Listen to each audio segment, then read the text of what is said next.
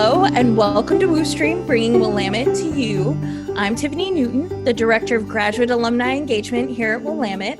If you've ever been curious to know how Willamette's campus evolved from a single building in a field to the beautiful setting we appreciate today, you are in luck. We'll be speaking with public historian Dr. William F. Willingham about that very subject this evening. Dr. Willingham, a lifelong Oregonian, is a Willamette alum of the class of 1966. He also has extensively researched Willamette's architectural and natural landscape while writing his most recent book on the subject, and has kindly offered to share some highlights with us. Dr. Willingham, thank you so much for joining us this evening. We're so happy to have you. Oh, thank you. I'm delighted to be here. I really appreciate all of you joining my presentation on the development of Willamette's buildings and landscape from its founding, actually, until the recent past. I know when you think about your time as a student at Willamette and then as an alumni returning to campus, I'm sure you've had a lot of questions about where this building came from, who was behind it, when was it built? What style is it? What was the architect that designed it? What was the purpose of the building? And how has that purpose perhaps changed over time? And maybe most of all, how has your experience with the buildings and the campus influenced your education and your social life while you were there? So these are some of the things that I hope to explore over the next hour. And also, I think one of the main points that one should think about too is how did the buildings and the campus support the mission of a liberal arts education? Because after all, that's what Willamette was really all about. So as Tiffany said, I am basing my comments on the research that I did for the book about Willamette's landscape and architecture. And there's something that I do in the book that I won't have time to do tonight. And that is I've tried to build a context of the development of higher education and collegiate architecture, both regionally and nationally, so that you could see how Willamette fits in, what's unique and what is typical about the Willamette experience. So that's something else to keep in mind. And if you wish to explore it more, of course, there's the book. Let's look at the first slide so we can orient ourselves to the location. And what I want you to focus on really is to see that we'll be talking about the historic campus. That is the campus bound by State Street to the north, Bellevue to the south, Winter to the west, and 12th Street to the east. And within that, I'll be making reference to what I call the primary quad and the secondary quad. The primary quad is the earliest one, which is bound by Smith and Doney and Waller and Eaton and Rogers Music Center. And then there's a secondary quad, and that quad developed basically from the founding of Willamette until the present, really. But the secondary quad was a product of the reconfiguration of the mill stream and the building of structure south of it. And here I'm talking about the area south of Smith and north of Putnam University Center, and in between Gowdy Commons and the library. So that orients us, I think, to where we're going to be focusing our attention. Now, you all know from your experience with Willamette that the university takes its beginnings from actually the failure of the Methodist missionaries who in the 1830s and early 1840s were attempting to convert to Christianity and to educate in white ways the Native Americans that they encountered in the Willamette Valley. After 8 years of trying, they realized by 1842 that that was not going to be a success. So they shifted their attention at that point in time to thinking about educating the white settlers who were pouring into the Willamette Valley after crossing the Oregon Trail. And you'll see two images there, one of a map and the other of a building that was called the Castle. At the very end of the attempt to carry on an Indian educational mission, the missionaries built this elaborate building on what is now Willamette's campus. And at the time it was constructed, it was considered to be probably the largest frame structure on the West Coast. This was obviously a very early time in the settlement. This had cost $10,000 to build, and at the time that the mission was closing down, the Methodist Educational Board and Missionary Board back east decided to sell this to the Willamette missionaries that were becoming the trustees of this new institution. And they made them a great offer. They said you could buy it for $4,000 and you could have the 640 acres that went with it. So that was really the beginnings of what would become Willamette University, although at the time it was called the Oregon Institute. In the early years, the building was mainly focused on educating primary and secondary students, because if you think about it, in the 1840s and 50s, with the early days of settlement, and not many people were interested or had need for collegiate education. But from the very beginning in 1842, they made the commitment that the Oregon Institute, when it was time, would become a university. And in fact, they worded their prospectus to state, we have unanimously resolved that to establish a collegiate institution for the benefit of the rising generation of Oregon. And so for the first 10 years or so, it was primary and secondary students that were boarding or living in Salem and were being educated there, because if you think about it, the early settlers could not afford the taxes to pay for public education. So if you wanted your children educated, you would have to send them to a boarding school. And Willamette provided that function. In 1853, the Oregon Institute trustees applied to the territorial government for a charter.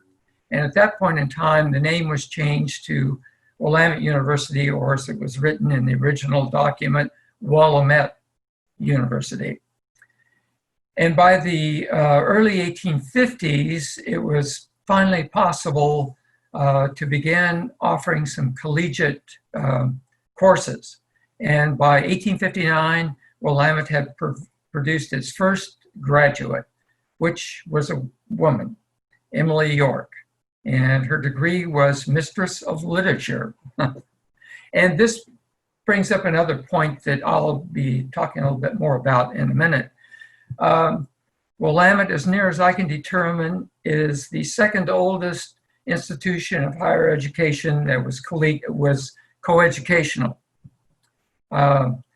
I think the very first one was Oberlin, as near as I can determine, but Willamette was the second institution of higher education to be coeducational, and that was from its founding. Now, the building that you're looking at there, the castle, so-called, is in a Greek Revival style, very much a New England kind of architecture, reflecting the background of these initial settlers.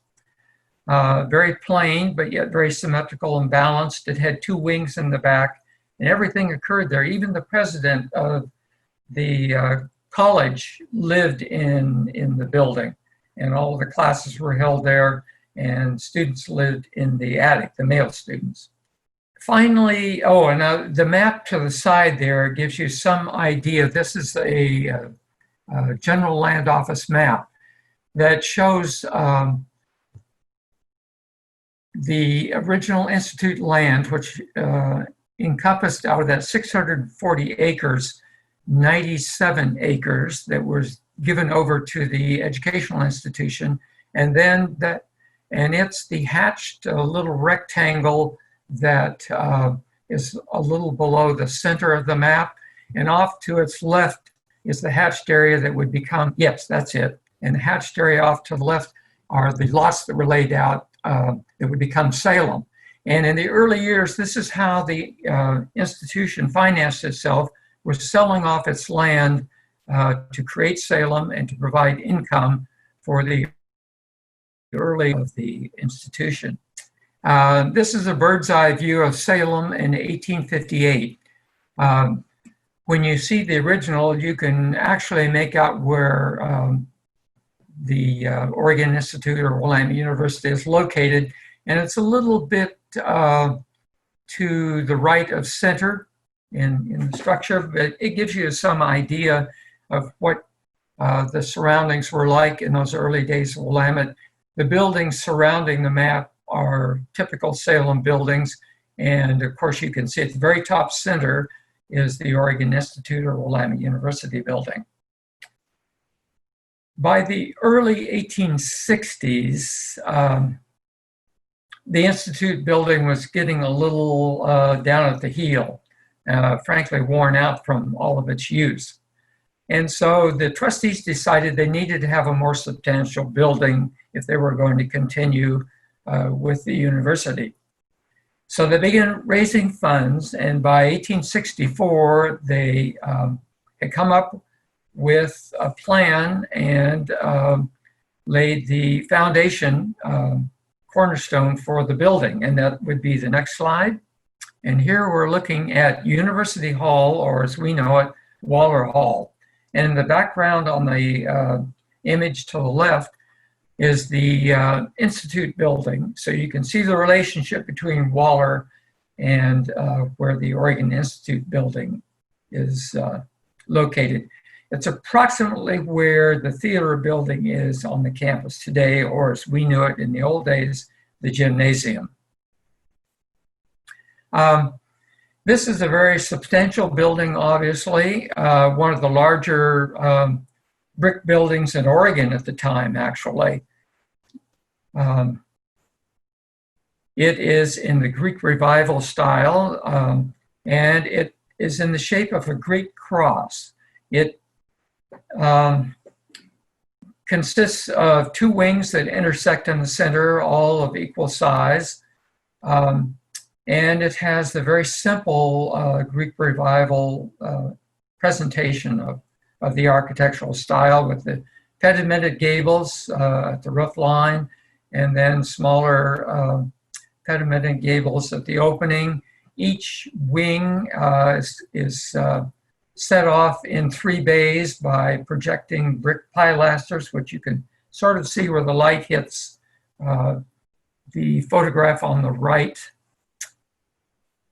And it had 3 entrances into the building. The one on the left there that you see was the entrance into the chapel. And then on the other side were segregated. Men entered one entrance and women entered on the other entrance. And University Hall, or Waller Hall, was Willamette University really for the next 50 years. It encompassed everything. Offices, classroom, chapel, library, laboratories, and up in the attic, some male students lived. Most students still lived off campus, boarded with people in town, particularly women, of course. And I guess one of the striking features of the building in its original form was the lantern or cupola at the top. That very gracefully sets off and calls your attention to the focal point of the building. The Institute building in the background burned in 1872, so it was removed from the campus And indeed, everything had to take place on the Willamette campus. The next slide provides an overview. This is from 1876 of what Willamette campus was like. And it proves that there was only one building. And you see it off just to the right of the Capitol building. And it's surrounded by empty grounds. And you can see a tracing of the mill stream and then a little clump of trees right below it. Yes. And during these final years of the 19th century, let me say a few things about the nature of the student body. There was, I would say, on average, roughly 300 students, give or take a few.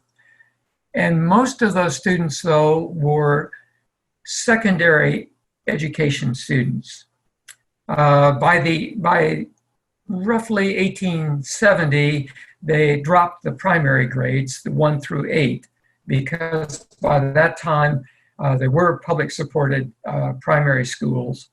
But Oregon until 1912 did not have tax supported public high schools. So if you wanted a secondary education, anything above the 8th grade, you had to send your children to a boarding school, an academy, such as Willamette operated here on the Willamette campus. So most of the students were actually what we would call high school students. In any given year, roughly, there would be between 30 and maybe as many as 40 students taking college degree courses. So you can see they were a small part of the campus at that time. And Willamette was always rather close to the bone in terms of its operating capacity. It typically took $9,000 to $10,000 a year to operate. And the income from tuition from its very small endowment was usually not much more than $8,000, $8,500. So they usually ran a deficit of $1,000. And that meant that over time, there was kind of $20,000 that they had to constantly borrow money to pay for. So it kept things on a rather tight string at the time. The endowment through most of the years up until the first part of the 20th century was never more than $40,000. So that gives you an idea of the scale of operations. I mentioned that Willamette was coeducational, and there was a feeling by 1880 that there should be some kind of provision for housing on campus. And it turns out that the first instructor of Willamette was a woman, Chloe Clark Wilson, and in 1880 she gave her home to the college, and it was moved to the campus. And as you can see, the slide on the building, on the picture on the upper left, is that home as it was when she lived in it, an Italianate cottage. It proved to be very popular, and within 2 years, it was enlarged with an extension on the back and another floor added behind the mansard roof. And within 5 years, they decided to enlarge it once again, jacking it up and adding another floor and uglifying it with this Victorian tower. And that was Zena Hall until 1923. And not only did it house the women students, but it also provided space for the music school. And so the students learned their and practiced their music classes in this building. The last decade of the 19th century was a very difficult time for Willamette. It got off to a rocky start in 1891 when Willamette burned.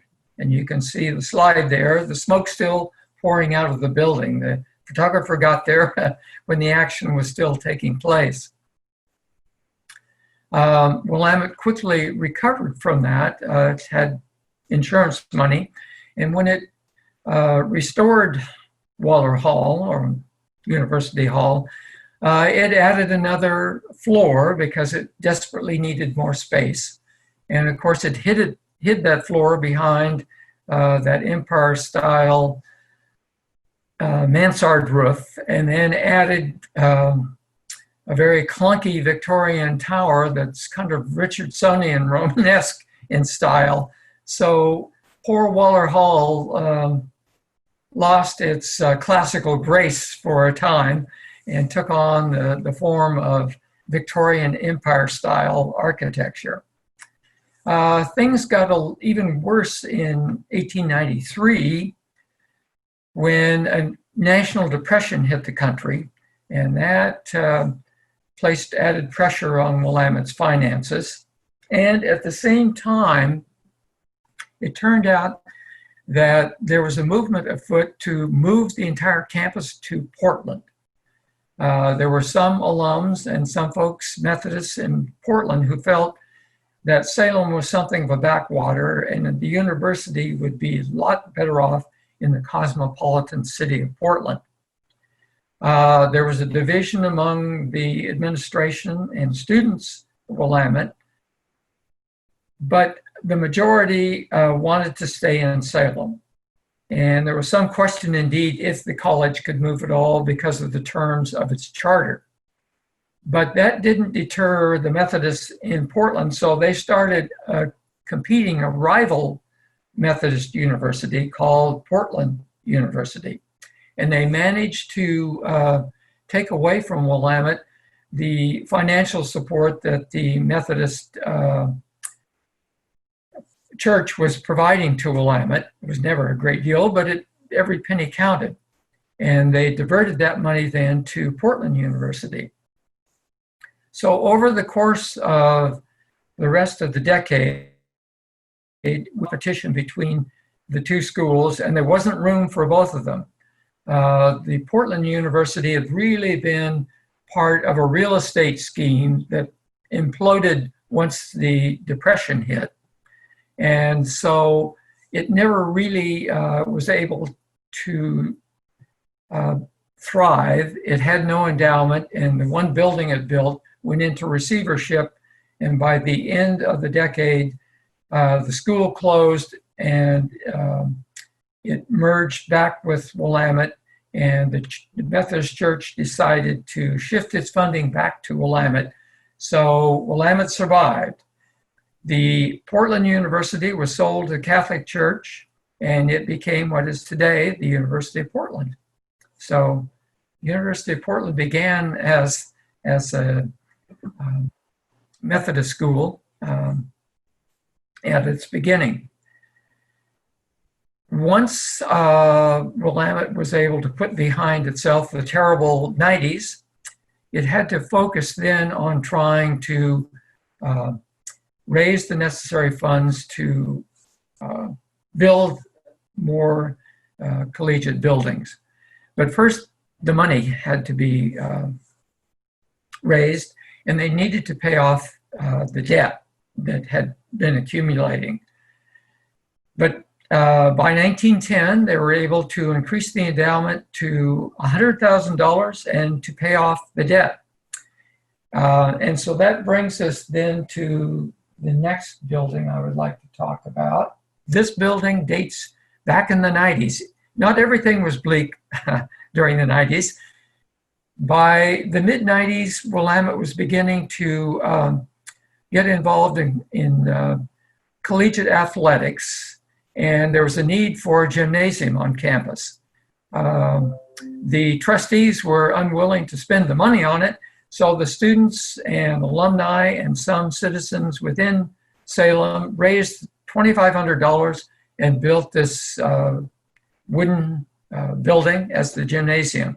It's in the Victorian stick style, which basically is over the drop siding, you'll see some boards that reflect what supposedly is the interior structure of the building.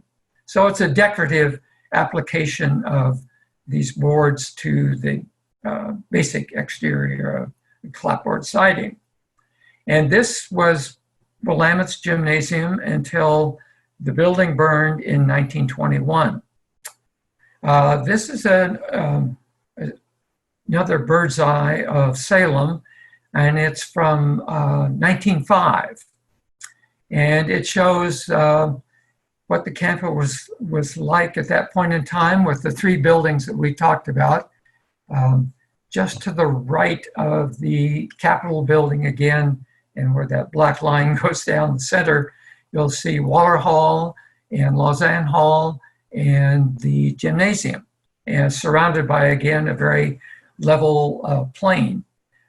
So by this time, Willamette's landscape had shrunk from 96 acres down to 18 acres.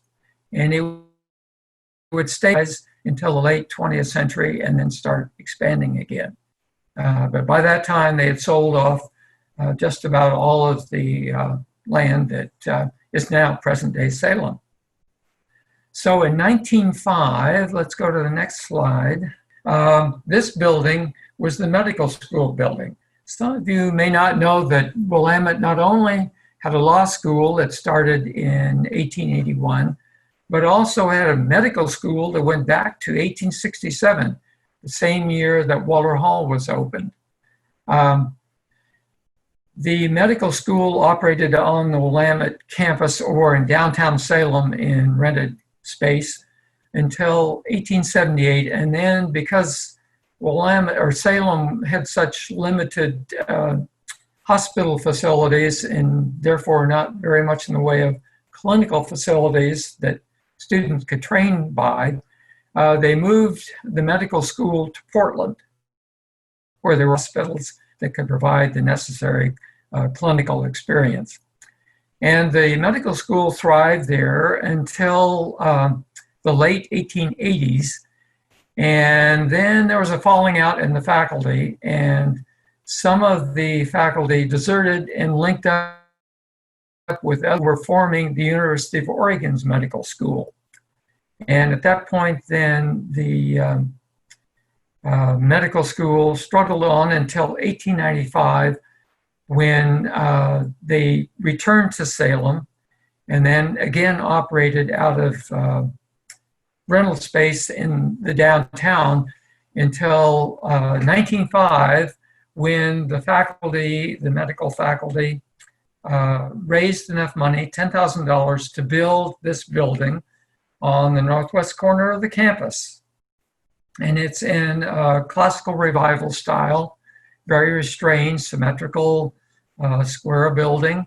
And one of the noteworthy features, if you look at the top, you'll see this kind of watery looking space, and that's actually glass. And that was a novel way to get light into the upstairs where the dissecting rooms were, where they cut up the cadavers to study anatomy. And that brought in the natural light so they could, I guess, see the bodies better. The medical school struggled on for a few more years, but became increasingly difficult for it to operate because it lacked an endowment. And by this time, medical education was becoming much more technical, much more expensive. The equipment needed just couldn't be supplied by a school like Willamette. So in 1913, they decided to merge with the University of Oregon, and the last graduates from the Willamette Medical School graduated in 1916. At that point, the building then was repurposed as Willamette's science building, and there it would remain until 1940. As the beginning of an example to see how buildings would be repurposed over time. This building will go through several other uses before we get to the present time. Still, Willamette needed more space to carry on its undergraduate activities. So the next slide brings us then to the next most important building built on the campus, Eaton Hall. This building, built in 1909, was a gift of Abel Eaton, who had made a fortune operating a woolen mill in Union, Oregon, which is in eastern Oregon, just a little southeast of La Grande. And he was a very devout Methodist, believed in Methodist education, and wanted to do something for Willamette University. So he told Willamette that he would give them a $50,000 building, but he would build it, he would hire the architect, and the main stipulation was that Willamette had to have paid off its debt at the time he would turn the building over. So things went on in two tracks. Willamette madly started trying to pay down the debt that was left at that point. And Eaton hired the architect and the contractor and went about building the campus, this building on the campus. It is in, the architect he hired was a man by the name of John Tortolot, who was an architect that operated in Boise and also had a Portland office. He designed this building in the Richardsonian Romanesque style, which had really been popular from the mid-1880s to the mid-1890s. So it was a bit dated by the time it was built. Most things were being built by this time of an institutional nature or in a commercial nature in the classical revival style. But here we have the venerable Eaton Hall. It's a remarkable, heavy-looking structure of brick and rusticated stone with deeply inset entries underneath these pointed arches with squat columns to support those. And there are a couple of notable features that help to lighten this heavy look of the building.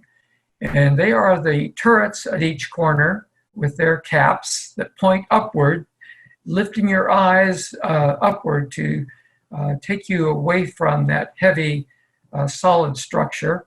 And also at the very center on the roof is this graceful cupola. So those help to lighten the effect of this rather heavy structure. And you have those graceful pointed dormers in the roof as well. And this is the Eaton Hall as it was known until 1966, shows what unfortunately happened in 1966. They had to re-roof the building.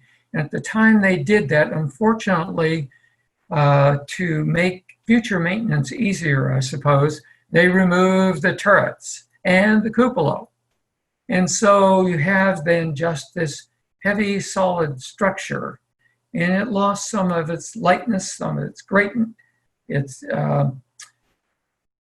essential balance and symmetry that the caps on the turrets provided. Now that's something that could be replaced, and maybe we should start a crowdfunding to restore at least the turrets and maybe even the cupola, so that we could take this building back to its former glory. It certainly would deserve it because it has long served Willamette.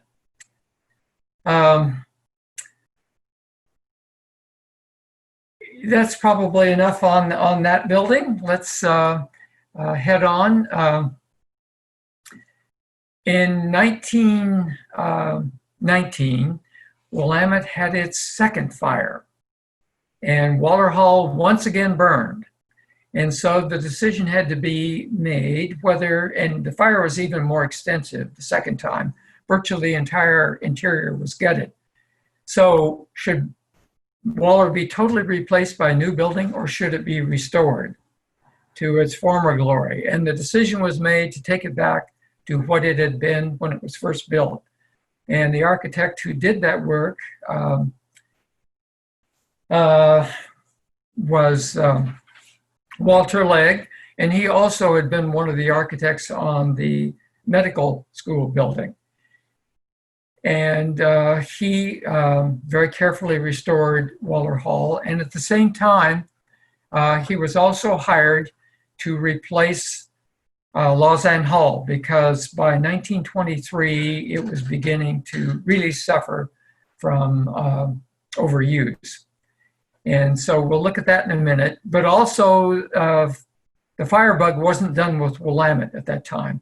The gymnasium also burned in 1921, just as they were restoring Waller. So they had to replace it. And they hired an architect in Portland, A.E. Doyle, to design the gymnasium. And it's in restrained, simple classical revival style, because the main bulk of the building is the gymnasium that stretches off behind, and particularly the basketball court. And at the time it was completed, it was considered one of the finest basketball courts in the state, and it had bleachers that could hold 1,500 spectators. So it was something at the forefront at that point in time. The next slide we'll see is the results of Legg's work on Donny, which is in the collegiate Gothic style. 7 pointed bays there, capped off with these gables. The front entrance has a Tudor arch, and you have some very nice detailing in limestone, a very graceful building. And then, while all of this building was going on, Willamette was desperately trying to increase its endowment, and was successfully doing so.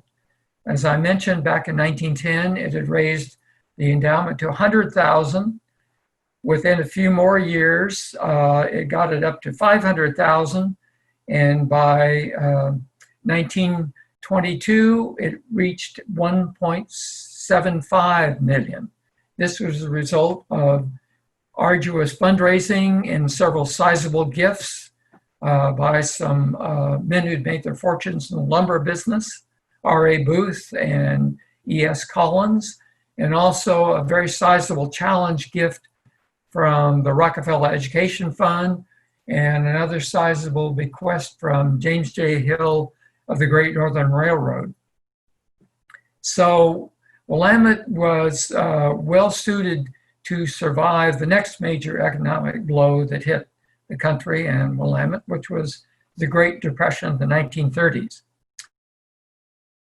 There was still a need, though, particularly for more buildings, and especially a library. And so in 1937, the trustees, with another bequest that they had received in 1929, but had salted away until they could be sure that they were going to survive the Depression, decided to go ahead and use that money to build a new library. And so they hired an architect who had taken over the A.E. Doyle firm, which his name was Pietro Beluschi, and you can go to the next slide.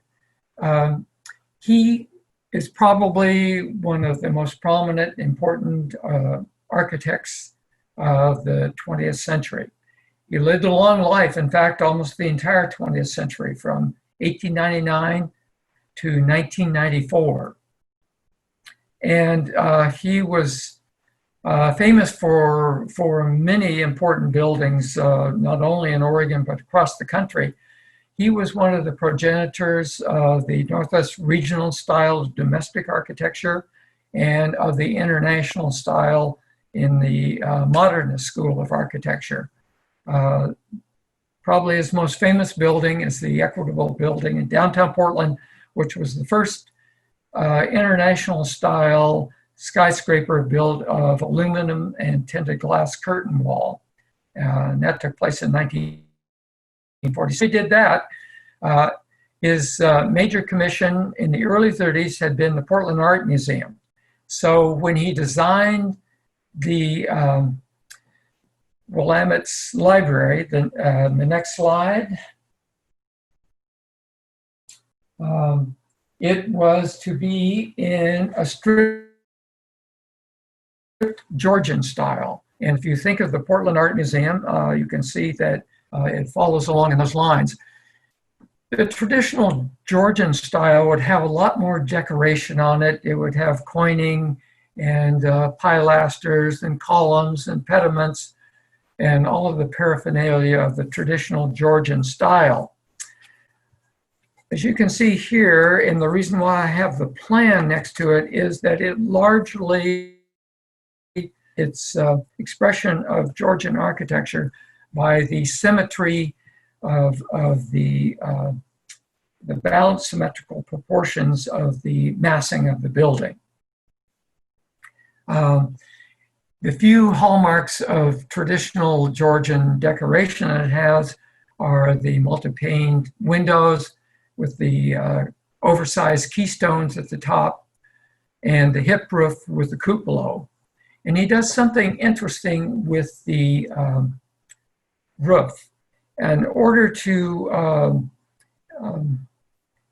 reduce the impression of the massive roof on it, he sets it back on each side so that it does not overpower the rest of the building. And the front entrance is rather simple, a flat roofed semicircular covering with essentially pipes holding it up rather than fancy columns. This strict Georgian then would set the architectural mark for much of the rest of the buildings that would be built around the primary quad. 3 years later, we'll go to the next slide. The inside, I wanted to show the inside of the library because it shows its simple, graceful utility, and the other hallmark of the Georgian style was the use of Palladian windows, a three-part window structure with the large center part with the rounded light surrounded by two smaller rectangular windows. Okay, we'll go to the next slide. We're running out of time here, so I don't want to get behind. Collins Hall, which would be the new science building, was also done in the strict Georgian style. And again, to reduce the volume of the roof, he sets it back within a flat surface, and again has the windows that are multi-light with the keystones over them. And it makes for a very graceful building. The upper floor is also set back so that it doesn't have too massive an effect. His feeling was if you built a building more than 3 stories, it has a commercial look to it, and he didn't want that. So by having the building built with this tiered effect retained, he felt more of an academic look. And then off the back was a T, so that the building has an extension to the rear. The next building that Beluski designed would be after World War II. At this point in time, the administration realized that with the end of the war, there would be a great influx of male students returning for higher education. And so Willamette, in order to attract them, was going to need to build a dormitory for men.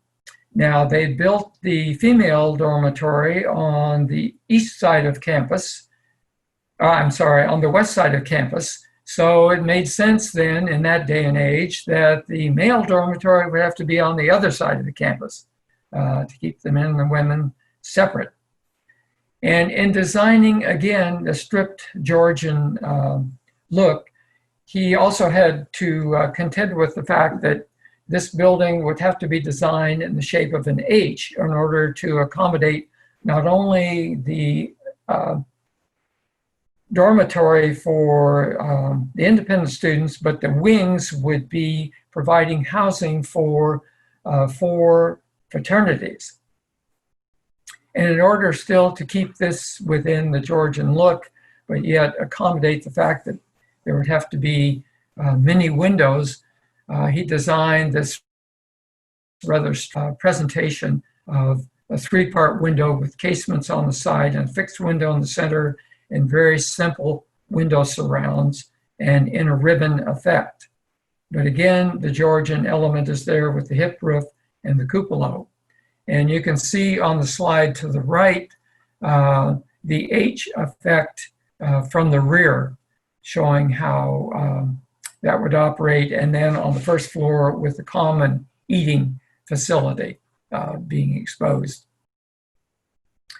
And that pretty much then rounded out the work that Belusky would produce, because he left Oregon in 1950 to become dean of the School of Architecture at MIT.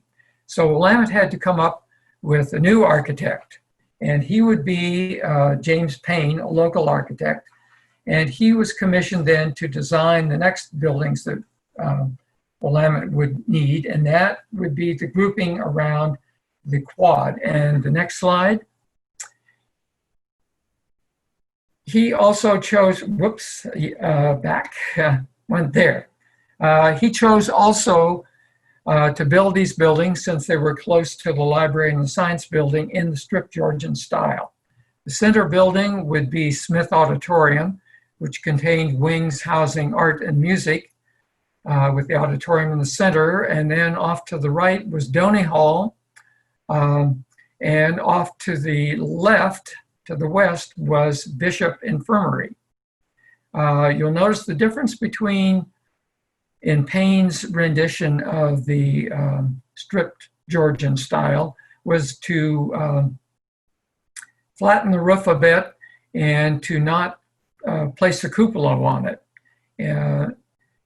And to emphasize, again, the linear effect of these buildings. But on the auditorium, he does include a steeper hip roof with the cupola. And also, in order to break up the blank facing of the side of the auditorium, he has the geometric pattern of these raised bricks that are painted to lighten the effect of that big blank wall, and then ties the wings together with that porch that runs across the face of the building. So that rounded out the Georgian style architecture that would surround the original quad. And these were built in 1955. So 6 years later, there was a need for another male dormitory. In the next slide, we then see the result of that. And since this was to the south of the original quad, Payne started a process that would culminate 10 years later in the Physical Education and Recreation Center, which you'll see on the slide to the lower right. And in between that is the other modern building, Putnam University Center, built in 1969.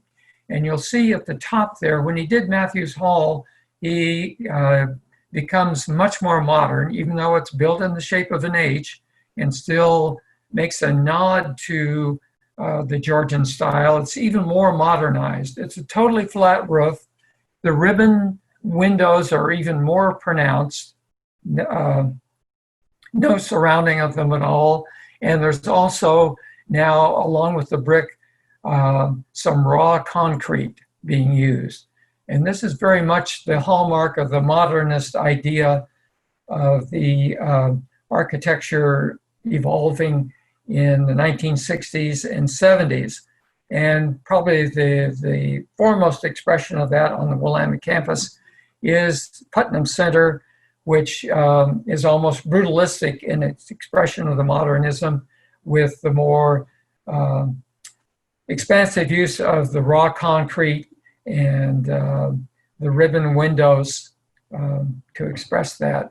And then the educational building, the recreation educational building, is really three poured concrete buildings with veneer covered with brick, and they really speak to the function of the buildings. One is a field house, one houses the basketball court, and the third building houses swimming pool. So that takes us then to the 1980s, when the next phase of building took place. Next slide, which was the library.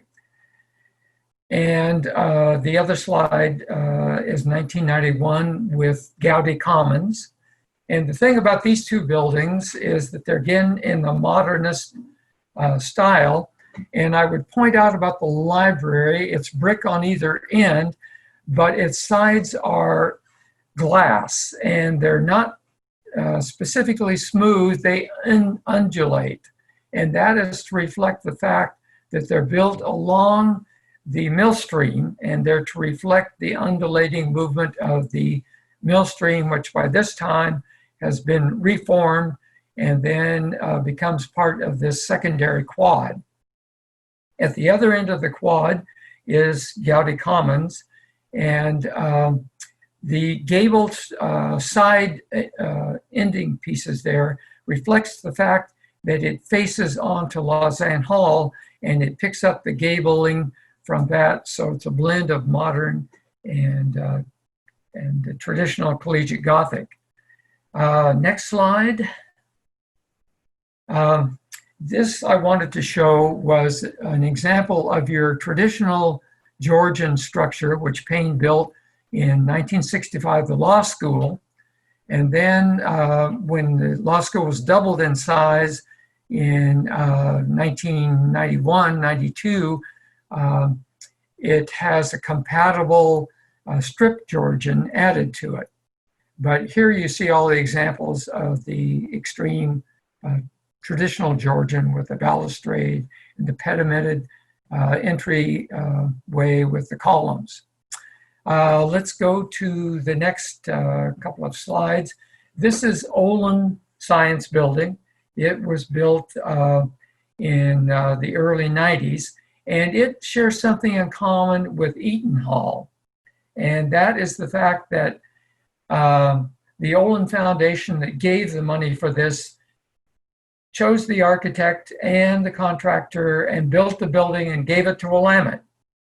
It was very determined that whatever structures it built on various campuses around the country would be Olin structures, and they would not be renovations or additions onto any other existing building.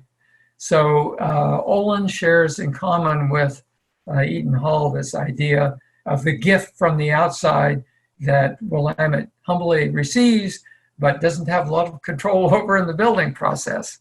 Then finally, we have two other buildings that I just have a quick moment in time to talk about. Rogers Hall, Music Hall, which replaced the Bishop Infirmary, and is quite a graceful, beautiful building that has the dimensions of a shoebox because it is basically a small concert hall. It's 80 by 80 by, or 60 by 60, and then an extension off the back that goes 180 feet because it contains the music practice rooms of the rest of the music center. But the nice thing about this building is that piercing the walls of the brick are glass blocks that glow at night, and the gabled roof that picks up the other gabled roofs, mansard roofs that you are hipped roofs that you see on other campus buildings is this copper-clad roof, and it seems to float on the rest of the structure because at night There's a band of glass blocks that go around the roof that connect it to the building, and they glow at night. The final building from 2010 is, of course, Ford Hall, and again, it relates well to the three other historic brick buildings around it, and also has a roof somewhat like Rogers Hall, so it makes a nod there, and it has this brick and glass exterior with an emphasis on sustainability and environmentalism, and is a LEED gold building. So that is a quick tour of the campus. There is so much more that can be said, and there is a lot said indeed in the book on which this presentation is built, but this gives you a feel for a bit of the history behind the buildings, a bit about the architects, a bit about the architectural styles, and I should say one more thing about the campus. I said that it had shrunk by the turn of the 20th century to 18 acres. By the end of the 20th century, it was back up to about 65 acres.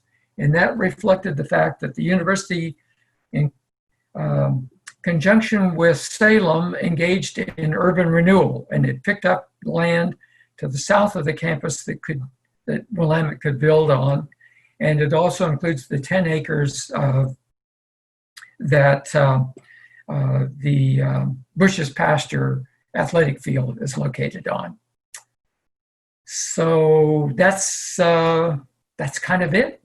Wonderful. Thank you so much, Dr. Willingham, to take us through, several centuries almost of history and give a good background.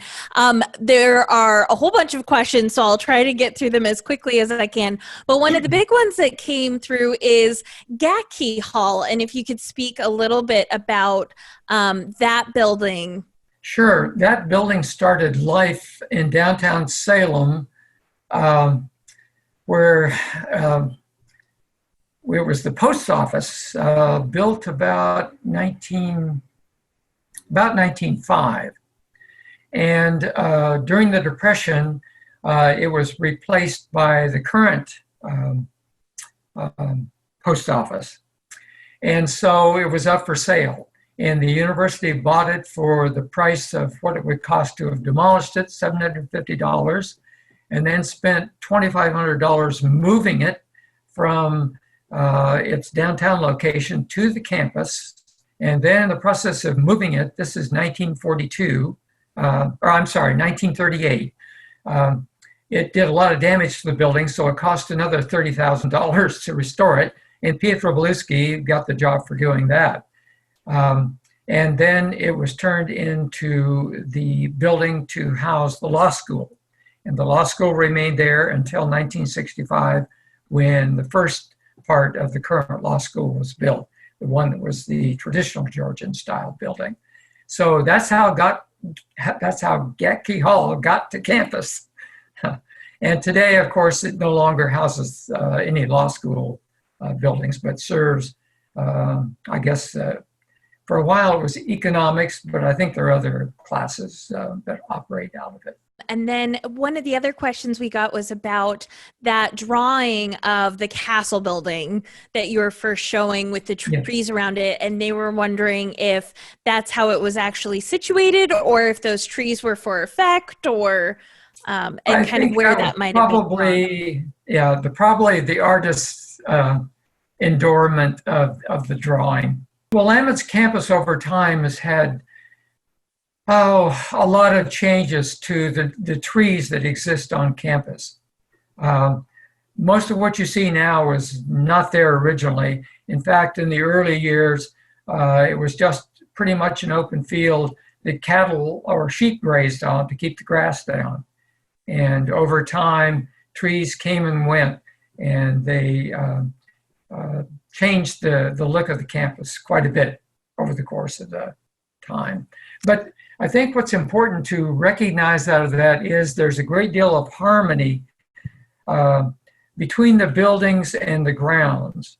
And this was not by happenstance. The architects who worked on the campus really took each other's work seriously and did not try to impose their will on the campus. And so there's a great unity in the surface materials used, largely brick and stone with glass. Every building is a variation on that for the most part. And so that helps to tie things together into a rather harmonious, I think, tasteful presentation. And it's a very efficient use of buildings and grounds, I think, on a relatively small scale. Thank you. Another question was if you knew kind of how the fires started. Nobody knows for sure who started the fire that brought the Institute building to an end in 1872. The trustees had said that it should be taken down, but the feeling is somebody took that to heart sooner than they were supposed to and torched it. So it may have been an arsonist that set it on fire.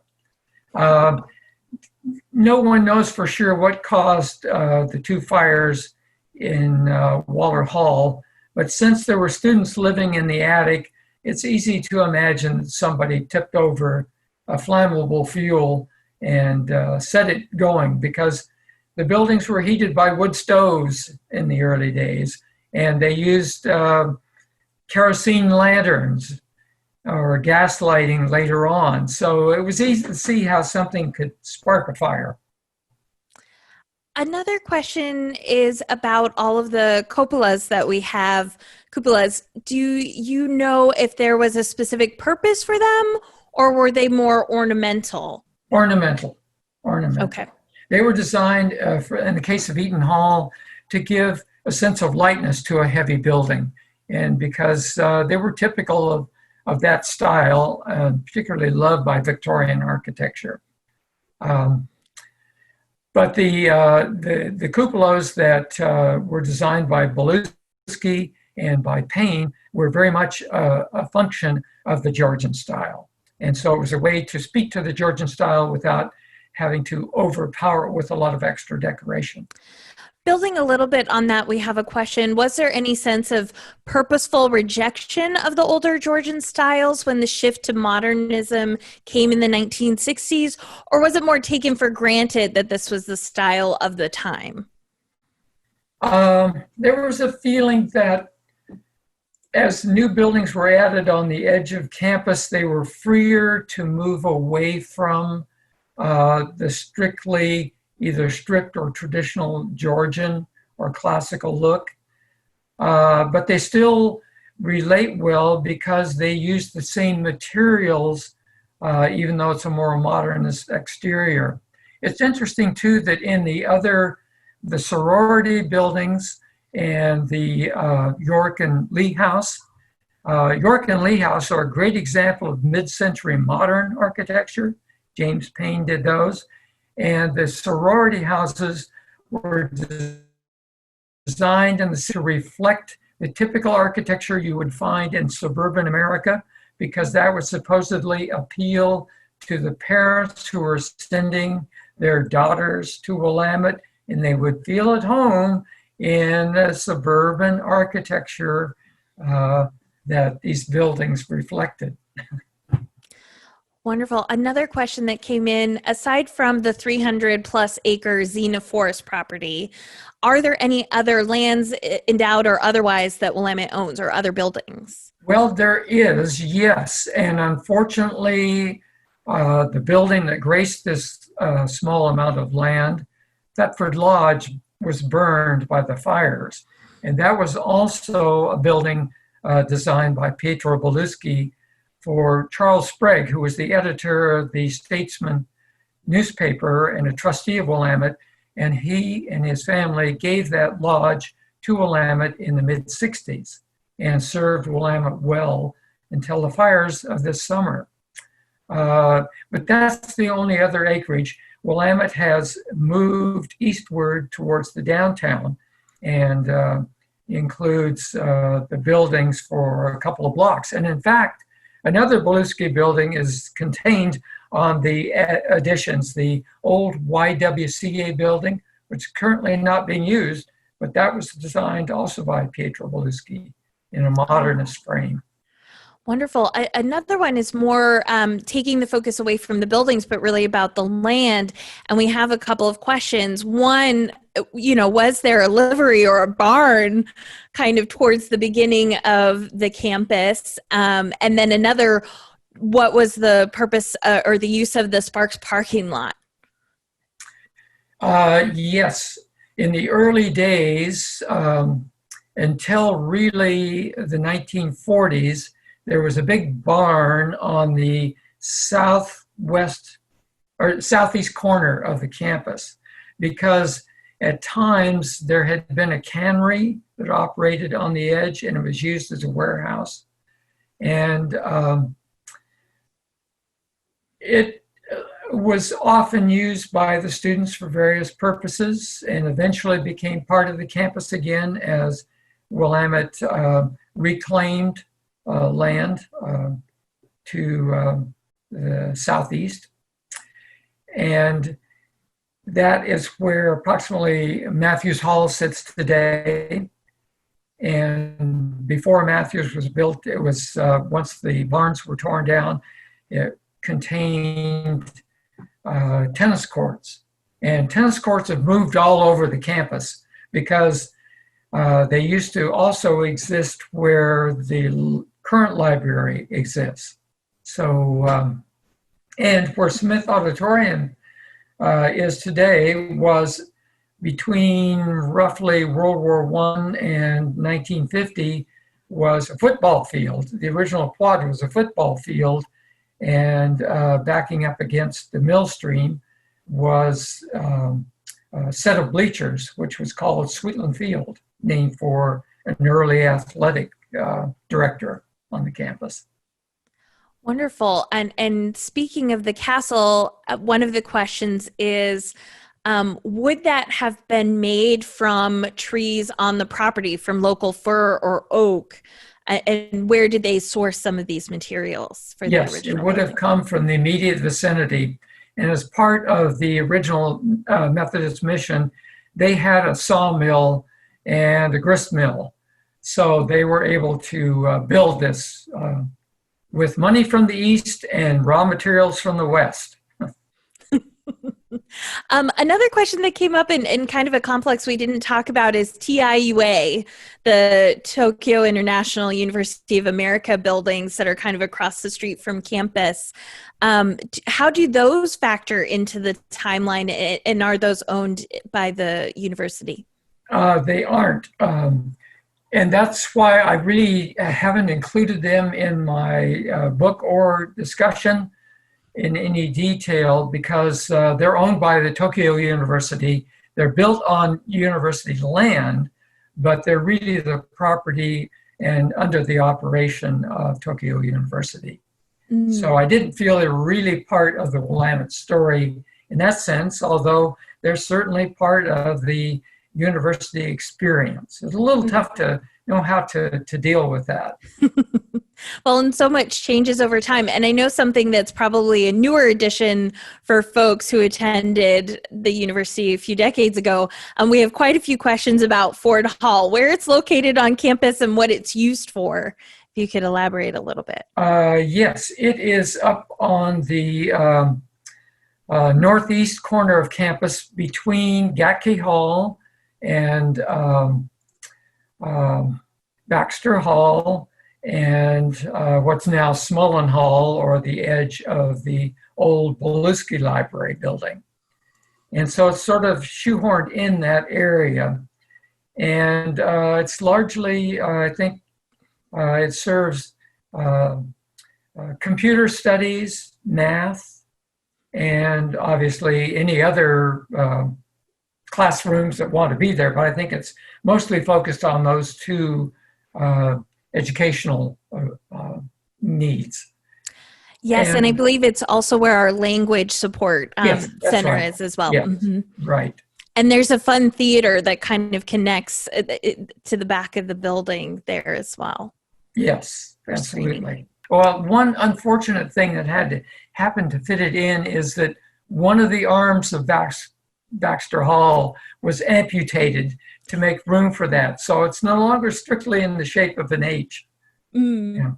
Well, and that was a question someone had. Was there any resistance to the demolition of the beta wing of Baxter Hall? Well, yeah, it's a shame that that had to happen, but in order to fit it in, it was necessary. And oh, and I should mention too, going back to the medical school and talking about the evolution of the use of buildings, we saw that in 1916 it became the university science building. Then when Collins Hall was built, it became, Beluski turned it into the music hall, and it became the music school until the 1970s, and then it became the art building, which it is today. And there's been an addition added on to the art building as well. A very sensitive addition. It does a great job. Well, and another question, someone said that they had seen an old picture of campus that showed a train running through it, and they were wondering maybe when that was, the train tracks might have been removed. The train tracks paralleled and made the mill stream a channelized straight line right through campus. And it remained there until the university finally convinced the railroad to remove its tracks in the late 70s. And so that allowed for the mill stream to be reconfigured into the shape you see it today, and allowed for the development of the secondary quad and the buildings that developed there on the urban renewal land. So yes, there was a railroad that ran through campus. All of us of my era can recall the sounds of the whistles as the cars went rolling through campus. And they went all the way down to the paper mill down on the Willamette River and supplied the warehouses and the paper mills down in the industrial part of Salem, which is no longer there today either. Another of the buildings that we didn't really touch on is the Mud Building, the Atkinson Graduate School of Management. I was wondering if you could speak on that just briefly. Yes, that was the last building that James Payne designed for the campus. And it's probably the most, other than Putnam, the most modernistic building on campus. And it again is purpose designed for the Graduate School of Business and sits across the street, so it felt freer to be not restrained by either the traditional or the strip Georgian style that he'd been working in. And it combines, though, the same materials, glass and brick, in a very successful design, actually, for the period, and has an interesting panel effect on the side. Another question is around the history of the football stadium, and if you could just add a little bit more detail there. You mean in Bush's Pasture? Mm-hmm. Yes, it was built in 1950, and it was a sort of a kit building. There were companies that specialized in building stadiums, small scale, and so Willamette sort of picked this out of a catalog, and money was donated to build the building. And by that time, we had the 10 acres that had been purchased by Willamette to place the football field in that location. And then I know it's, again, over by the Mud Building, the university apartments.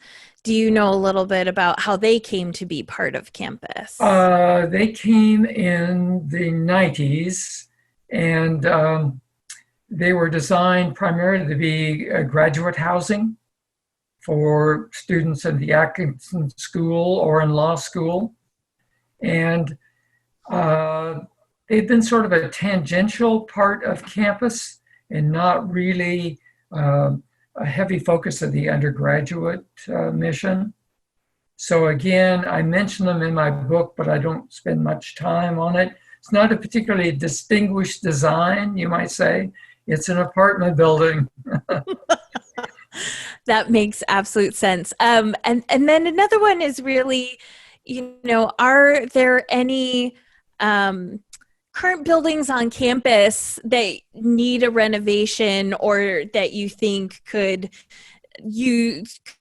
benefit from kind of going back to what they look like or having a little bit of a update? Well, I think most everything is has a great deal of integrity, except for Eaton Hall's loss of its cupola and which is caps or turret, whatever term you want to use. Well, and then there's one other thing. When Collins Hall was renovated in the 1980s, you will notice on the first floor, they took out the original windows and put in modern windows. And those could easily be replaced with divided light windows the way they originally were. And they could be energy efficient as the replacements that were put in.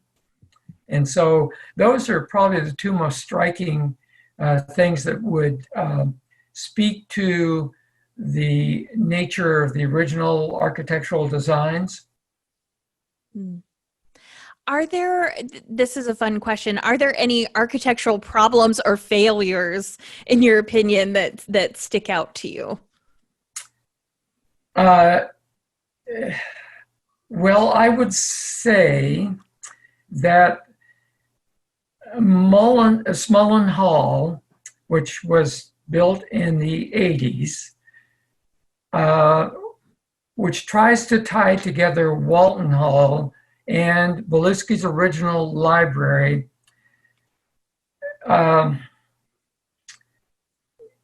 is not entirely successful in its mission. James Payne designed Walton Hall to be the mirror image of Beluski's original library. And in the 70s, they were connected by what were the stacks for the library as it existed as built by Beluski. When they decided to build a new library and replace Beluski's library, in order to gain more classroom space, they decided to tear out the stacks and build a new connection between Walton Hall and then a gutted library that Beluski built. And so in trying to link up those buildings and make a unity out of what are really three separate buildings, Payne took the cupola off of Beluski's building and put it on the top of Smullen.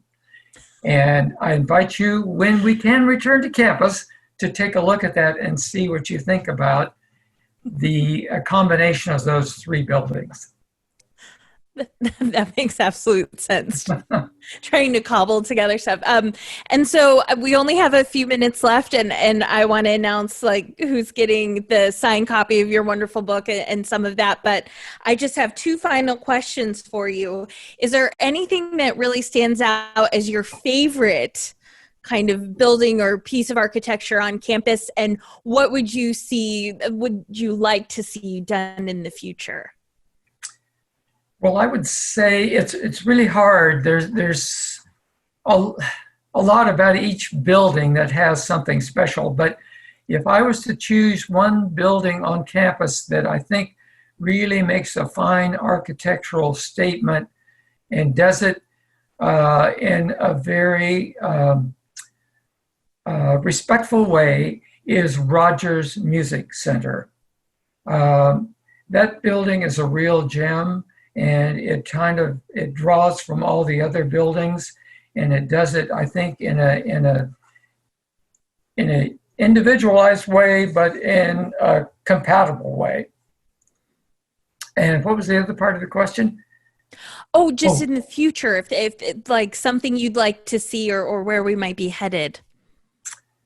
Well, it's going to be very interesting. as we move from the pandemic world and we return to campus, it's going to be interesting to see how we use the buildings educationally in the future, if it's a combination of digital and personal experience. It's hard to say what the impact's going to be of the new educational entities that are joining Willamette. The School of Religion and the Art School in Portland. All of these are going to have some interesting impacts, I think. It might be a question of how to use like the vacant building that is now the old YWCA that's now vacant. That building could be renovated and have some interesting uses that would relate to the art museum and to a conference center and to some other activities that could take place on campus as a result of repurposing that building. So that might be something that could be of interest in the future in a fundraising way to bring that building online, return it to its former glory. Well, and it's so exciting to think about kind of the different ways we're using space, both in person and virtually, and how that will be reflected on the campus in the future. And I just want to thank you again, Dr. Willingham, so much for sharing all of this wonderful insight and history with us. This is your moment. If there's anything else you'd like to share with the group before I kind of sign us off for the evening. Oh, I just thank you all for your patience and listen to what I have to say. There's a lot more, so I encourage you to take a look at the book. Thank you all. And we actually put the link for the book in the chat, and we'll make sure to share that with everyone who joined us.